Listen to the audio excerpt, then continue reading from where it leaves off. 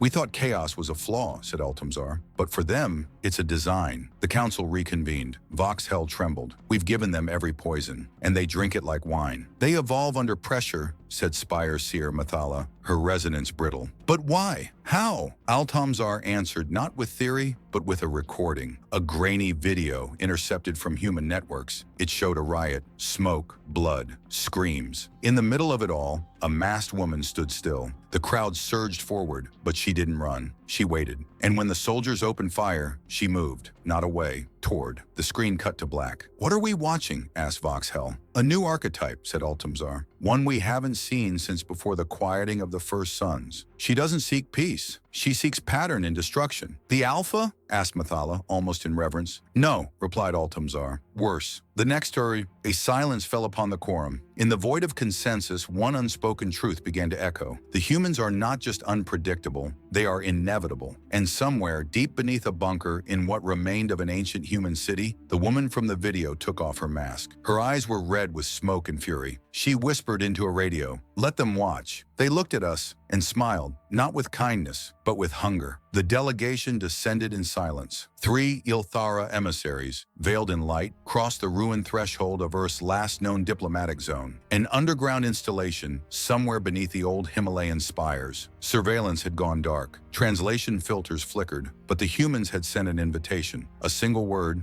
talk. Altamzar did not join the descent. He watched from orbit, already suspecting what they would find, or rather what they wouldn't. The feed cut out 17 minutes after landing. No warning, no signal, no sound. Only one delegate returned, Voxhell. But it wasn't Voxhell anymore. The being that emerged from the transport shell looked the same, moved the same, but the resonance was off. It spoke without pulses. It used voice. "They see us now," said the thing that wore Voxhell's form. Altamzar stood frozen. "What happened below?" he demanded. "They spoke," said the creature, "and I listened." "To what?" "To purpose," it replied. "To the truth behind their blood and their ruins. You thought them broken, incomplete, but no, they are not fragments of something else. They are the blueprint." Altamzar backed away. "You're not Voxhell." "No," it agreed. "I am the reply." The transport exploded before containment protocols could activate. The station burned. Emergency beacons pulsed across hidden quadrants, but no response came. The other observatories had gone dark, not destroyed, just silent. Altamzar sent one final message to the council. "Do not come here. Do not answer their signals. They were never evolving into us. We were always echoing them." And then he too disappeared. Years passed. The galaxy turned. But in the deeper voids on forgotten frequencies, a pattern began to repeat, hidden in static, buried in background noise. It was a voice, female, human, whispering. "You thought you were alone. You thought intelligence meant safety. But the universe doesn't reward peace. It rewards those who hunt." On Earth, cities began to glow again, not with light, with intention. And if you listened closely, you could hear the stars shiver.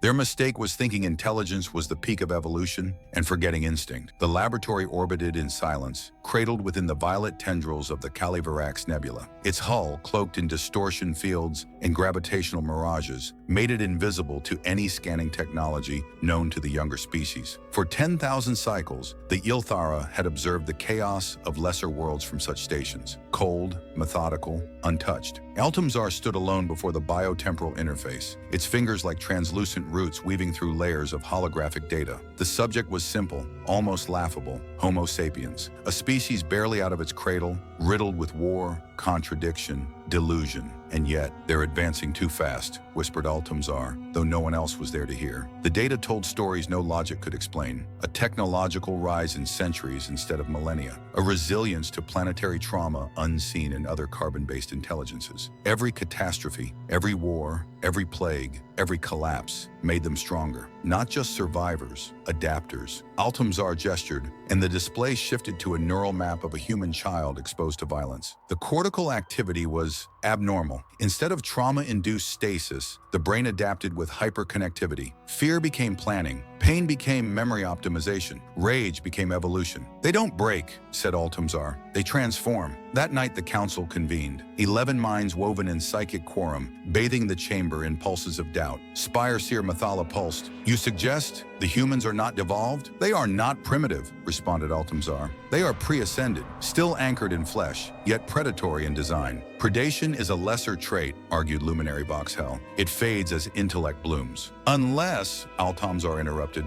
they are not evolving away from it, but through it. The quorum rippled in silent horror. Data logs from Earth flooded the chamber, riots turning into revolutions, poverty birthing innovation, death driving creation. The Ilthara had witnessed thousands of species, each following the same pattern: order, peace, then stagnation. But humans, they thrived in chaos. They needed it. Spurseer Mathala finally asked, "Then, what is your conclusion?" Altomzar hesitated, then delivered the words that would shift the arc of the galaxy. They are not rising despite their violence. They are ascending because of it. Far away on a blue world drowned in static and song, a human child stared at the stars. Something behind her eyes shimmered. Not curiosity, not hope. Hunger. The only constant in human behavior is creative anarchy. They initiated the protocol quietly, a synthetic plague released in a targeted region, perfectly tailored to dismantle cognitive function and dissolve the foundations of societal logic. The virus had brought down 3 intelligent species in the outer systems. It should have unraveled Earth's infrastructure within weeks. It didn't. Instead, humans rallied. They wept. They screamed. They buried their dead in fire and song, and then they restructured. Faster, smarter, deadlier. The virus mutated with them, not against. Altamzar observed the chaos with silent awe. Across the network of hidden observatories, data streams pulsed in frantic colors. Every Ilthara station was now watching Earth. What was once a curiosity had become a riddle written in flesh. Containment has failed, whispered analyst Veltar. They're not resisting the entropy. They're learning from it. Cities fell, economies shattered, governments collapsed. But from every fragment rose something new. Not better, perhaps, but sharper, like a blade reforged in rage.